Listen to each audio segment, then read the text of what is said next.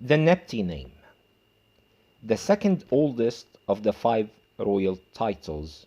It's also called the Two Ladies' Name.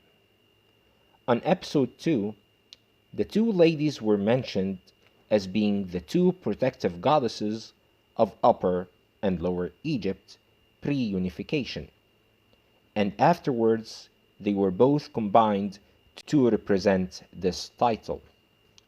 This sign here represents a basket, and in ancient Egyptian language it's pronounced Neb, and it means Lord.